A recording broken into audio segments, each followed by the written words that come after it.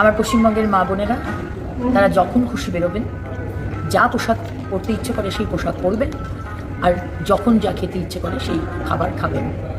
কেউ বলবে না আপনাকে কি পরতে হবে, কি খেতে হবে, আর কখন আপনার বেরোনো উচিত বা কখন আপনার বেরোনো উচিত নয়। আমরা বলবো না রাত্রির 8টার পর মহিলারা বেরিয়েছে কেন।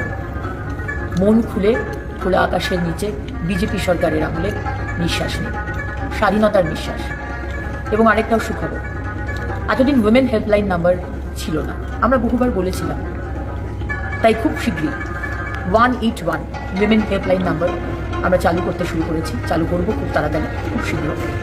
এবং এই নাম্বারে ফোন করলে সঙ্গে সঙ্গে জিও ট্যাগিংয়ের মাধ্যমে আপনি কোথায় রয়েছেন, কোথায় আপনি সমস্যায় পড়েছেন, সেই আপনার পজিশন, লোকেশন, সঙ্গে সঙ্গে সেই থানার যে আমার সংকল্পপত্রে সেখানে আমাদের সরকার মাননীয় প্রধানমন্ত্রীজি বলেছেন প্রত্যেকটি থানাতে মহিলা হেল্প ডেস্ক থাকবে, সেই থানায় সেই কানেকশন হয়ে যাবে।